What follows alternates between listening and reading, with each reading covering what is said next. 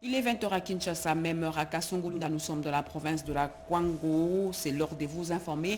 Voici les titres de l'actualité de ce mercredi 5 Sommaire. novembre. Le FMI applaudit la rigueur économique de la République démocratique du Congo. Après 2 semaines d'évaluation, l'Institut international salue les réformes engagées sous le leadership du président Félix Tshisekedi et annonce un appui financier de 400 millions de dollars américains pour soutenir l'économie nationale. Kinshasa sous les eaux, les autorités sur le terrain. Après les fortes pluies qui ont paralysé la capitale, plusieurs membres du gouvernement ont inspecté les sites endommagés du pont Cabu, évalué les dégâts et lancé des mesures d'urgence contre les inondations. Et puis, plongé dans le noir, plus d'un mois sans électricité, la veille de la 13e conférence des gouverneurs, habitants et commerçants s'impatientent, tandis que les autorités promettent des solutions rapides pour rétablir la lumière. Voilà pour les titres. Mesdames et messieurs, bonsoir et très heureuse de vous retrouver à travers cette grande édition d'information sur la chaîne nationale. Kinshasa lutte contre les eaux après les fortes pluies qui ont paralysé plusieurs quartiers. Les autorités gouvernementales et provinciales se sont rendues sur les sites les plus touchés pour mesurer l'ampleur des dégâts et prendre des mesures urgentes. Le pont Cabu, le boulevard Triomphal, le CN2 et autres artères critiques ont été inspectés dans une opération visant à prévenir les inondations récurrentes et renforcer les drainages de la ville. Eugénie Chabani. La pluie diluvienne qui s'est abattue dernièrement à Kinshasa a occasionné des inondations des grandes artères de la ville et a endommagé les travaux de voirie en pleine réhabilitation. Pour se rendre compte des dégâts, le ministre des Infrastructures et Travaux publics, John Banzalunda, accompagné du ministre Eliezer Tamboué et du ministre provincial des Infrastructures, Moulumba, s'est rendu au boulevard Triomphal et les environs où les eaux de ruissellement ont endommagé les travaux de désengorgement et de construction de nouveaux ponts sur ces sites. Le constat fait par les ministres est que les constructions anarchiques sont à la base des bouchages des caniveaux et des collecteurs. Ils comptent prendre des mesures idoines pour la démolition de ces constructions anarchiques. Kinshasa est notre capitale. C'est une des 26 provinces. Et donc Kinshasa doit être traitée comme toutes les autres provinces. Nous sommes en état d'urgence dans les domaines des infrastructures. La première chose, c'est de remettre ce qui existait, de rendre opérationnel. La deuxième chose, c'est continuer le programme de construction de nouvelles infrastructures lancé par le président de la République depuis 6 ans. Mais nous avons un problème de conduite d'eau causé par des constructions anarchiques. Au-delà des constructions anarchiques, nous avons des constructions sauvages. Et comme les gens se sont comportés de manière sauvage, nous allons démolir. Cette descente marque le début d'une campagne de tolérance zéro visant à assainir l'environnement urbain et à garantir l'efficacité des nouvelles infrastructures financées par l'État congolais. Et cette nouvelle, contrairement à ce qui se raconte sur les réseaux sociaux relative à la spoliation de la parcelle 6 numéro 2 avenue Mandarinier à la Gombe, le ministère de l'Urbanisme et Habitat tient à rappeler que la dite parcelle fait partie du patrimoine immobilier du domaine privé de l'État. L'avenue qui mouille dans la commune de Kalam n'a plus rien d'une route. Entre l'église Saint-Gabriel et l'avenue Mbolé, en passant par les terrains Kanka, la route est dégradée, les caniveaux bouchés et la circulation est devenue difficile. Face à cette situation, le député national Lambert Osango, Elie de la Funa, est descendu sur le terrain. Accompagné d'une équipe de l'Office des voiries et drainage OVD, notamment la brigade d'inspection routière de la direction provinciale de Kinshasa. Il est venu constater les dégâts.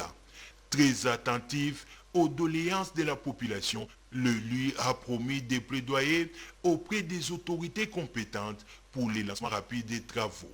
Il a aussi chargé les ingénieurs de l'OVD d'élaborer des devis techniques en vue de financer les premiers travaux sur fonds propres. Lambert Sango s'est ensuite rendu sur le site de la passerelle effondrée reliant les quartiers Yolocide et quartier Kimbangu. Accueilli en triomphe par les habitants. Surnommé Double Brassard, il a réaffirmé son engagement à mobiliser les ministres des infrastructures et travaux publics pour les réhabilitations complètes de l'avenue Kimwenza. Nous avons vu, nous allons faire rapport à nos autorités, faire le devis y afférent par rapport à la passerelle et à la chaussée. Maintenant, c'est l'autorité de voir comment disposer les moyens pour que nous puissions intervenir. Un geste salué par la population qui espère enfin voir renaître cette voie d'importance capitale pour la commune de Kalam. Vous venez de suivre l'état critique de l'avenue Kimwenza et l'effondrement de la passerelle reliant Yolo Sud à Kimbangu. Le député national Lambert Osango s'est rendu sur le terrain. Bandundu à l'arrêt. Depuis plus d'un mois, la ville vit un noir de tous les diables. Elle est coupée du réseau électrique à la veille de la 13e conférence des gouverneurs. Cette panne générale qui paralyse habitants et commerces suscite l'inquiétude et la frustration. Ceci interpelle les autorités sur les solutions urgentes pour rétablir l'électricité et sécuriser le quotidien de la population. Depuis Bandundu, Jacques Kababa, notre envoyé spécial. La ville de Bandundu, chef-lieu de la province de Kwilu, traverse une crise énergétique sans précédent depuis plus d'un mois. Une coupure générale d'électricité plonge la population dans l'obscurité, suscitant inquiétude et frustration. Cette panne est due à un dysfonctionnement sur la ligne de transport reliant Kinshasa à Bandundu. L'énergie consommée à Bandundu provient en effet du complexe hydroélectrique d'Inga, situé à près de 1000 km. Un acheminement qui dépend de multiples facteurs souvent perturbés par les aléas climatiques. Cette situation critique a des répercussions immédiates sur la vie quotidienne des habitants. La coupure de courant pose problème. Depuis un temps, nous avons des difficultés, surtout par rapport aux clients. Il n'y a pas assez de fréquentation. Nous sommes dans le noir. Ça nous pose un grand problème par rapport pour répondre aux besoins des clients. Et puis il y a plein de déclarations par rapport à ça. La Régie des eaux, société en charge de la distribution d'eau, ne peut plus assurer son service normalement, provoquant ainsi une pénurie d'eau potable dans plusieurs quartiers de la ville. Un véritable cercle vicieux qui affecte les ménages, les commerces et les services publics. Cette crise, les défis majeurs auxquels fait face les secteurs énergétiques en République démocratique du Congo, particulièrement dans les provinces éloignées des centres de production. Alors que le pays dispose d'un potentiel hydroélectrique immense, son exploitation et sa distribution efficiente restent une autorité compétente. Et tout ce que nous faisons ici, tout ce que nous consommons ici, même nos appareils fonctionnent avec l'électricité. Ici, il n'y a pas d'électricité. C'est que pour nous, c'est un manque à gagner. Les clients ne veulent plus venir ici parce que les commerces vont s'habituer sans électricité. Il y a l'électricité de l'eau, donc nous sommes en train de peiner. Il y a aussi un gars qui dit en tout cas, ma camion saison est bien pour Entre-temps, les habitants de Bandundu, avec cette situation difficile, espérant chaque jour voir la lumière revenir dans leur foyer. Une attente qui pour beaucoup devient de plus en plus pesante au fil des heures. La question qui se pose désormais est celle de la mise en place de solutions pérennes pour éviter que de telles crises ne se reproduisent à l'avenir. Nous venons d'apprendre cette panne est due au vol de 3 pylônes électriques de la SNEL qui alimentent les 3 provinces du Grand Bandundu. Nous vous l'avions dit à l'entame de ce journal, l'appréciation du franc congolais face au dollar américain. Le Sénat a examiné hier la question d'actualité sur la situation économique sous la conduite du speaker Jean-Michel Sama Lukonde, Janine Kalinga et Julien Piana. Le Sénat, sous la conduite de son président Jean-Michel Sama Lukonde Kenge, examiné au cours d'une plénière la question d'actualité du sénateur Janvier Michakasiwa, adressée au vice-premier ministre en charge de l'économie nationale, Daniel Mukoko Samba. Cette question était centrée sur l'appréciation actuelle du franc congolais par rapport au dollar américain. Le sénateur Micha s'est dit préoccupé par le fait que l'appréciation du franc congolais est constatée sur le marché d'échange pendant que la population perd le pouvoir d'achat. Il était par ailleurs question de savoir le mécanisme mis en place par le gouvernement et la Banque centrale pour aboutir à cette appréciation de la monnaie nationale face à la devise étrangère qui est le dollar américain. Le vice-premier ministre en charge de l'économie s'est largement étalé sur les mesures économiques importantes prises par le gouvernement pour que la monnaie nationale connaisse une appréciation face au dollar. Les sénateurs, dans leur majorité, ont tenu le vœu que les mesures mises en place aient l'impact positif sur les vécus quotidiens des ménages congolais, notamment en termes du pouvoir d'achat.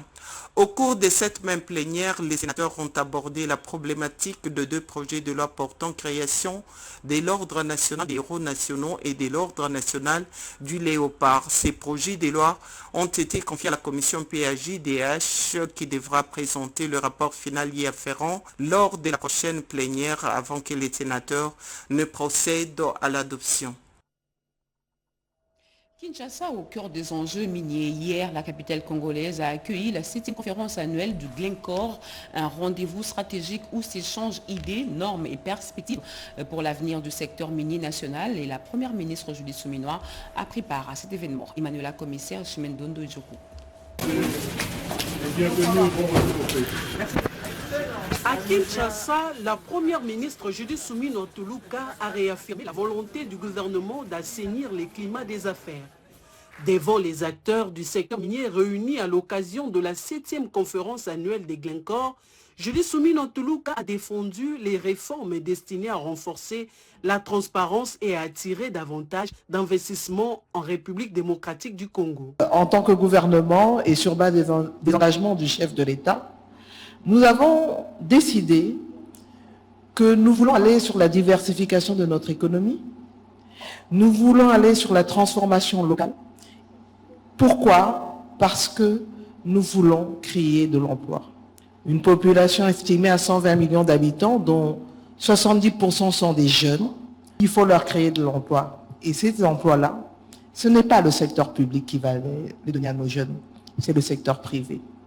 Et pour que le secteur privé puisse créer des emplois, c'est comment on s'assure qu'on a un climat des affaires qui va permettre à tout Congolais qui veut investir ou tout étranger qui veut investir en République démocratique du Congo, quels sont les mécanismes qu'on leur offre pour assurer qu'ils puissent investir dans des conditions les plus adéquates. De son côté, Glencore a réaffirmé son engagement à bâtir une industrie minière responsable et durable au service du développement du pays. Nous continuons à investir massivement dans la formation afin de renforcer les compétences et l'expertise locale, avec l'ambition d'exporter un jour non seulement le cuivre et le cobalt extraits de manière la plus responsable sur le marché, mais aussi les meilleurs talents miniers du monde. En rassemblant décideurs, investisseurs et représentants des communautés, cette conférence illustre la volonté commune de faire du secteur minier un moteur de croissance inclusive pour la RDC. Kinshasa obtient un feu vert du FMI après 2 semaines d'évaluation. Le Fonds monétaire international salue la rigueur budgétaire et les réformes du gouvernement. Conséquence, un appui de 400 millions de dollars pour soutenir l'économie nationale. Sylvie Moembo. C'est un second et dernier round avant la transmission du rapport général au conseil d'administration du Fonds monétaire international. Cette réunion de la troïka politique consacrée à la 2e revue du programme Facilité élargie de crédit présidée par le ministre des Finances Doudou Fouamba Lekoundé Botaï illustre la détermination du gouvernement à assurer le suivi rigoureux des réformes économiques en cours et à maintenir le pays sur la voie de la discipline financière. Selon le coordonnateur du comité de suivi des réformes du ministère des Finances, Félicien Moulenda, l'évaluation du programme est globalement positive. La mission du FMI a constaté que l'ensemble des engagements qui avaient été pris sont globalement réalisés. Tout en saluant ces avancées, la mission a relevé certains points d'attention relatifs, notamment à la soutenabilité future de la masse salariale et à la nécessité d'accroître davantage les recettes intérieures. Il a également été convenu que 4 ministères pilotes, développement rural, éducation, santé et infrastructure, commenceront l'exécution directe de leur budget de l'année prochaine avant l'extension du mécanisme aux autres ministères à partir de septembre, conformément à la feuille de route arrêtée pour l'opérationnalisation de la Direction générale du Trésor et de la comptabilité publique et la déconcentration de l'ordonnancement des dépenses publiques. Le ministre des Finances a réitéré la gratitude du gouvernement à l'endroit de l'équipe du FMI pour son engagement et son accompagnement constant dans la mise en œuvre des réformes publiques sous le leadership du président de la République, Félix-Antoine Tshisekedi Tshilombo. Course au perchoir, le président de l'Assemblée nationale sera connu le 13 novembre, date des élections. La campagne est prévue du 4 au 6 novembre. Ce calendrier a été rendu public par le rapporteur Jacques Njoli. On l'écoute. Nous présentons un calendrier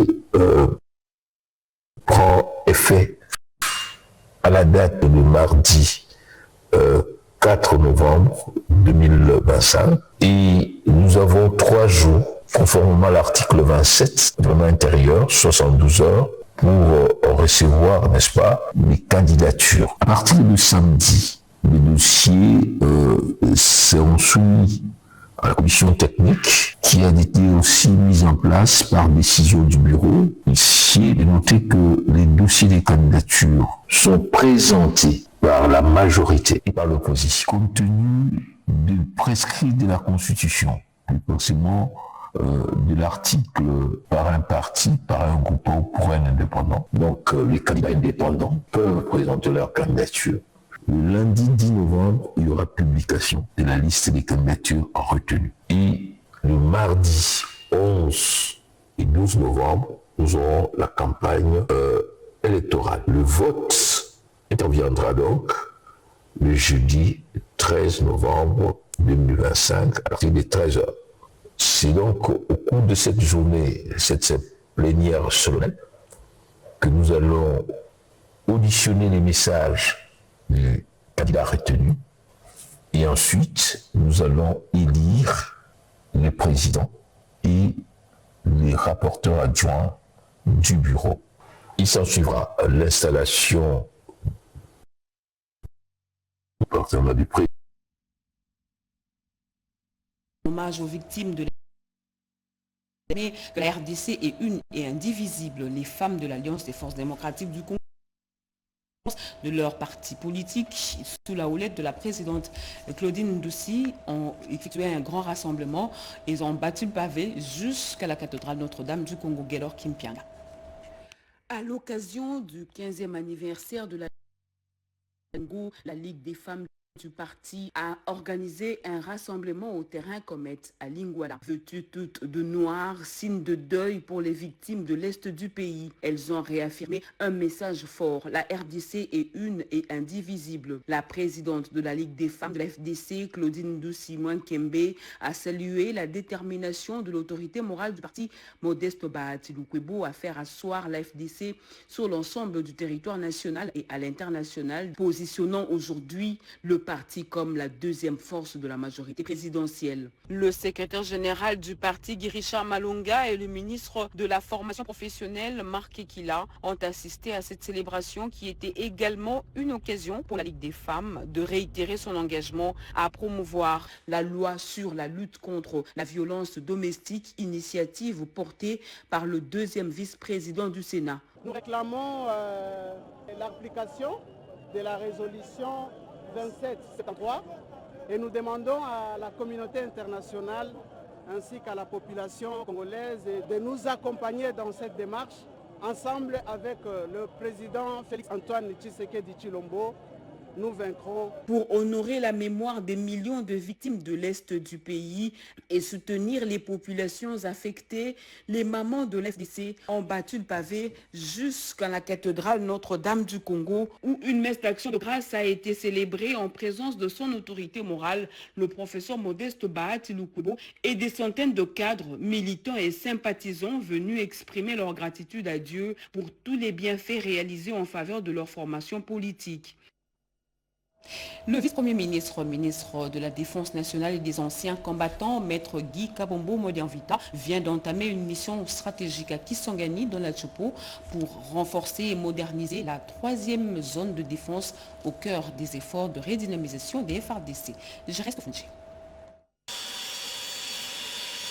En itinérance dans la 3e zone de défense, le vice-premier ministre, ministre de la Défense nationale et des anciens combattants est accompagné du chef d'état-major général adjoint en charge des opérations et renseignements, le lieutenant général Chaligo Nzandourou. À son arrivée, il a présidé une séance de travail à huis clos au centre de coordination des opérations avant d'effectuer une visite d'inspection de plusieurs infrastructures militaires. La délégation s'est ensuite rendue au centre d'entraînement Baouma où le commandant du centre, le colonel Molengo, a présenté un briefing sectoriel au vice-premier ministre, ministre de la Défense nationale et des anciens combattants. Un an après sa précédente tournée dans cette région militaire, Maître Guy Kabombo Modianvita est revenu évaluer l'état d'avancement des actions entreprises et s'assurer de leur mise en œuvre effective. Je suis là pour contrôler et superviser, ce cas échéant, sanctionner ce qui n'a pas été mis en place. Un responsable qui ne fait pas les contrôles, quel rapport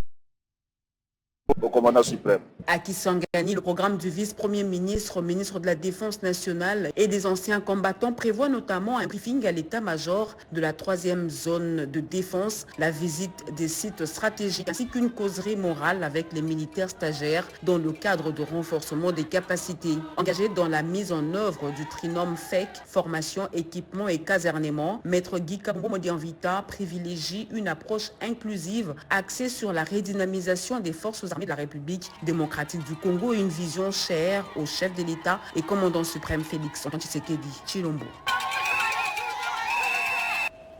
Et le vice-premier ministre, ministre de l'Intérieur avec les gouverneurs de province, Jacques Chabani, met en garde et dit, je cite, les querelles au sein des institutions provinciales ne seront plus tolérées. Il faut laisser la place à la cohésion au sein des institutions provinciales. Bobo Anan Mokonti.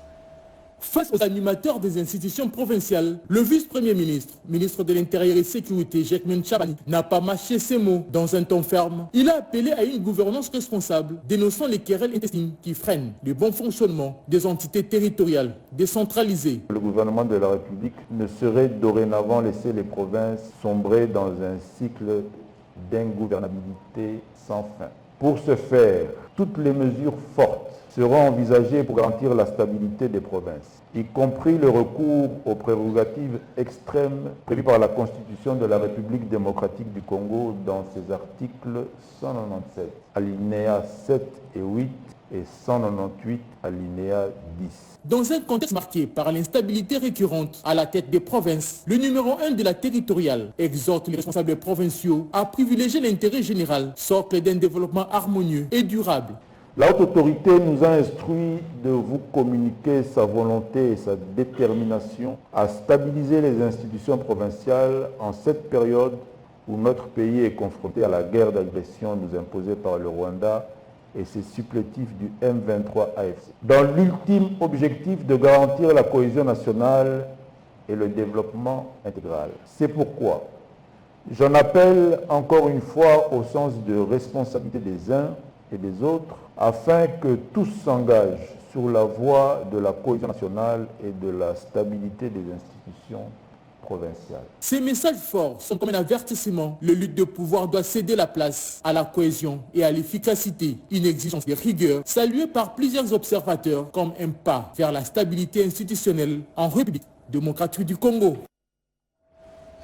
C'en est fini avec la formation sur la réglementation des prix initiée à la demande du vice-premier ministre, ministre de l'économie nationale Daniel Mokoko-Samba, une session destinée aux responsables des supermarchés qui a été clôturée par le secrétaire général Célestin Tuitiro Dipanda.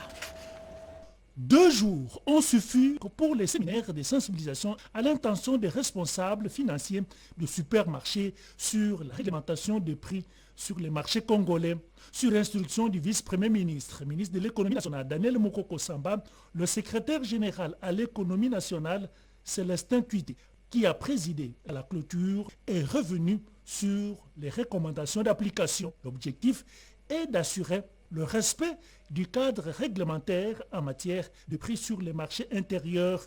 Le ministère s'est fait ce devoir de pouvoir vous dire comment est-ce que vous pouvez élaborer une structure de prix. Quand est-ce que vous devez la transmettre? Comment est-ce que vous pouvez élaborer les statistiques de production, d'importation et de vente?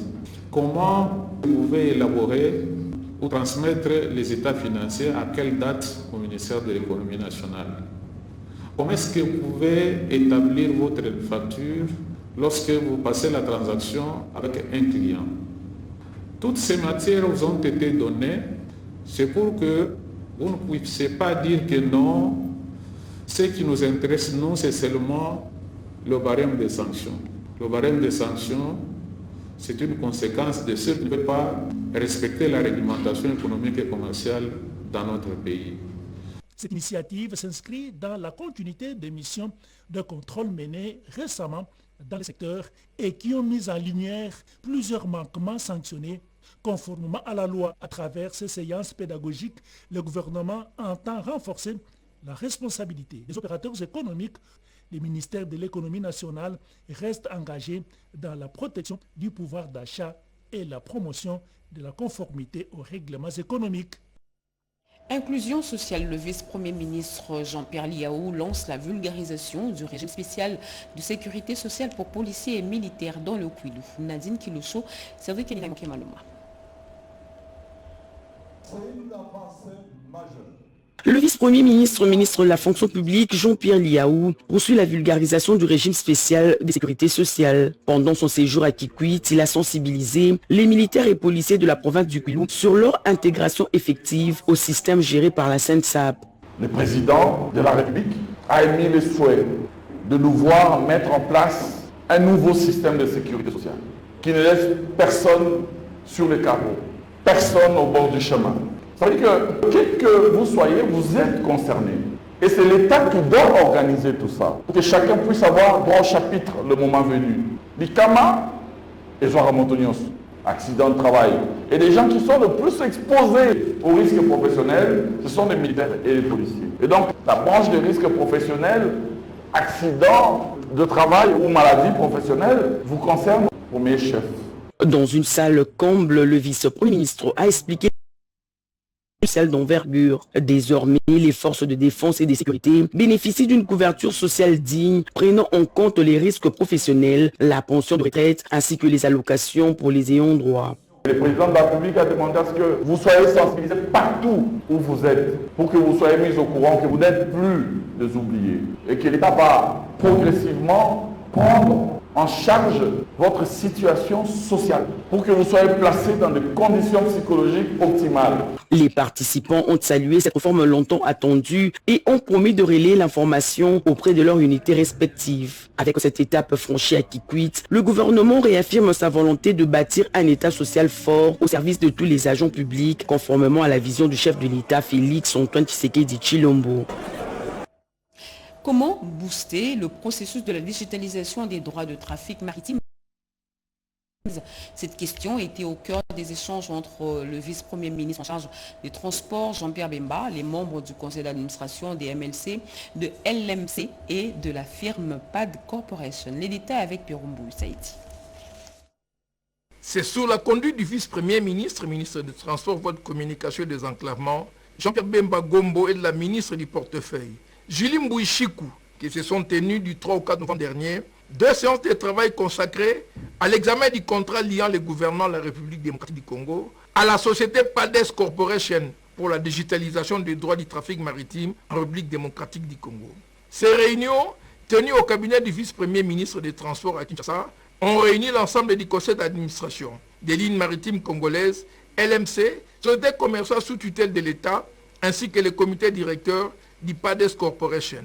Au centre des discussions figuraient les inquiétudes de LMC concernant la mise en œuvre du contrat signé avec PADES Corporation pour la digitalisation et la collecte des droits de trafic maritime. Nous avons revisité l'ensemble du processus.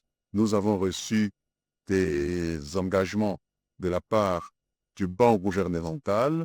Dans l'ensemble, nous gardons à l'esprit que les droits de trafic maritime dont il est question ici sont la propriété du gouvernement, qui les a concédés à son armement d'État, c'est-à-dire Ligne maritime congolaise, et qui continue à les concéder à Ligne maritime congolaise. Le vice-premier ministre Jean-Pierre Bemba a rappelé que cette initiative s'inscrit également dans l'objectif du gouvernement d'accompagner les lignes maritimes congolaises dans la reconstruction de sa flotte grâce à une gestion optimisée des droits de trafic maritime. Veille de la rentrée académique 2025-2026, le personnel scientifique des universités du Grand Kassai, de l'Omami, du Tanganyika, de l'Ualaba et du Haut-Katanga s'est formé aux méthodes d'enseignement à l'ère du numérique. Angèle Mabiala. Ce séminaire de pédagogie universitaire a regroupé le personnel scientifique de l'enseignement supérieur et universitaire venu du Grand Kasaï, du Lualaba, de l'Omami, du Katanga, du Tanganyika et du Haut-Katanga. Pédagogie universitaire et la recherche à l'ère de l'intelligence artificielle, thème retenu à ces séminaires organisés par l'Université de Lubumbashi. Plus de 5 sous-thèmes ont été décortiqués par d'éminents professeurs des universités, au bénéfice des assistants et chefs des travaux pour une pratique pédagogique responsable. Le président de la conférence des chefs d'établissement d'enseignement supérieur et universitaire du Haut-Katanga, le recteur de l'INULU, le professeur ordinaire Kishiba Afitoula précise. Je souhaite que vous soyez ouverts aux données et aux possibilités d'ouverture de notre université sur d'autres universités. Et donc soyez curieux, il est possible qu'à partir de ce créneau, vous débouchez sur des résultats qui plaisent à un avenir radieux comme scientifique, comme chercheur, comme enseignant. Plus que jamais, les universités de la RDC sont ouvertes au monde. Prenez votre part dans cet espace d'ouverture. Cette rencontre scientifique a eu lieu en présence des membres du comité de gestion de l'INULU et des délégués de la ministre de tutelle. Et parlons à présent de cette conférence de haut niveau sur le 20 ans de l'évolution du secteur financier en République démocratique du Congo qui s'est tenue hier mercredi à Kinshasa, en présence du directeur de cabinet adjoint du ministre d'État en charge du plan, les détails avec Malou Mbela. Au cours de cet échange de haut niveau autour des 20 ans d'évolution du secteur financier de la RDC, les experts dans la finance et la digitalisation des services ont passé au peigne fin les avancées significatives dans le secteur. Les interventions des uns et des autres ont démontré que le secteur financier en les autorités judiciaires ici dans votre pays. Les deux parties ont salué la convergence de vues sur la nécessité de mettre en place des mécanismes modernes de prévention et de répression des infractions économiques et financières. Des actions conjointes sont envisagées, formation spécialisée, échange d'experts et harmonisation de bonnes pratiques judiciaires. Un partenariat qui s'annonce donc prometteur. Et parlons à présent de l'évolution de ce projet de chemin de fer Burundi avec Robert Ndaïtisi. Le projet conjoint des chemins de fer électrifiés à écartement standard Tanzanie-Burundi-RDC est en phase 3. Une belle initiative des trois chefs d'État, Félix-Antoine Tshisekedi Tshilombo de la RDC, Évariste Ndayishimiye du Burundi et Samia Suluhu de la Tanzanie pour renforcer les infrastructures de transport en Afrique de l'Est. En Tanzanie, ce projet est une réalité. À Kindu, les experts du Burundi et de la République démocratique du Congo sont en mission d'évaluation pour finaliser les 6 rapports pour des études de faisabilité dont le coût est estimé à 3,814,424 américains. La construction de ce chemin de fer est saluée par la population et les opérateurs économiques du Maniema car elle améliorera l'accès au marché et facilitera les commerces entre les 3 pays. Le souhait, c'est que le projet soit réalisé parce que cela aidera le développement de la province du Maniema. Dans son intervention ce mardi 4 novembre 2025, lors de la 2e conférence sur le mine, le secrétaire exécutif du corridor central, Maître Florier Okandio, est revenu largement sur les défis et les opportunités liées à ce projet régional.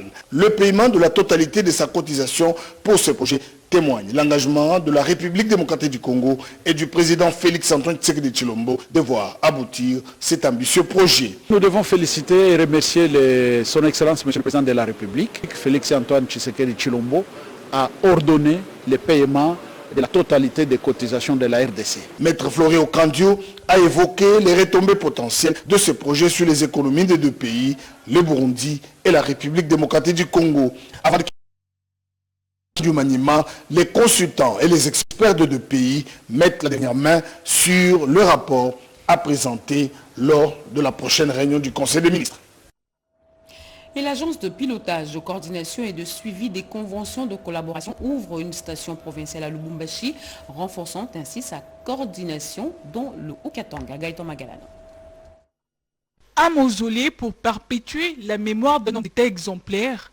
4 ans après sa disparition, les souvenirs d'Henri Kitenge Yesu demeurent vivaces dans le cœur et les esprits. À la nécropole, entre terre et ciel, un mausolée surmonté d'un buste a été inauguré en son honneur en présence de sa famille et de plusieurs personnalités politiques.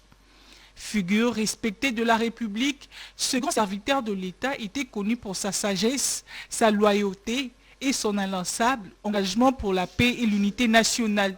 Au nom du président de la République, Félix-Antoine Tshisekedi Tshilombo, le coordonnateur général des forces politiques alliées de l'IDPS, Élisée Bokoumwana, a salué la mémoire d'un modèle d'intégrité et bâtisseur de paix. En ces jours, ici, en vie, de pouvoir honorer celui qui a été l'icône, celui qui a été un repère pour les FPI, celui qui a été un père. La famille, par la voix de Patrick Kitenge, a exprimé sa reconnaissance envers le chef de l'État et les organisateurs pour cet hommage empreint de solennité. À travers cette initiative des FPAU, c'est l'héritage d'un homme d'État visionnaire, ancien haut représentant et envoyé spécial du chef de l'État qui est célébré. Son parcours restera une source d'inspiration pour les générations futures. Nadine Yango nous a rejoint sur ce plateau pour le fact-checking. Nadine, bonsoir. Bonsoir Sandra. Un seul sujet, la Banque centrale du Congo clarifie et les informations erronées et fallacieuses qui circulent sur les réseaux sociaux. Pas de baisse des recettes publiques, Nadine. Oui Sandra, les chiffres officiels sont sans équivoque et les graphiques dans les communiqués de l'Institut d'émission est éloquent. Selon les recettes publiques, les taux d'échange publiés à la Banque centrale du Congo en termes de milliards révèle qu'au mois d'octobre, 23 milliards à 727 des assignations de recettes publiques et des 22 milliards 82,4. Et les taux de change du dollar en francs congolais est de 2247,9 pour $1 américain. La Banque centrale du Congo invite donc les grands publics à se référer aux données réelles plutôt qu'à de rumeurs et spéculations relayées par des personnes ou médias dépourvus de toute base statistique. Justement, donc on va dire et préciser qu'il n'y a pas de baisse, il s'observe plutôt une plus-value des recettes publiques. Oui Sandra, l'appréciation du franc congolais constitue une évolution positive, bénéfique pour notre économie. Nadine Yango, merci pour ces précisions. À la prochaine. Merci Sandra. Fin de ce journal, mesdames et messieurs, merci de l'avoir suivi. Merci à vous qui nous suivez à Kassongo, Lunda, dans nos Kwango et partout ailleurs sur satellite. Vous êtes sur les RTNC, l'actualité continue sur nos antennes. Retrouvées à 23h. Jacques Mégit, demain 7h. Serge Merlin Mata. Ce journal a été supervisé par Joseph Oscar Balkaïj, coordonné par Angèle Mabiel Alandou. Patrick Kachala l'a réalisé, Diane Balaka l'a écrit. Et pour eux, je vous dis merci et à demain.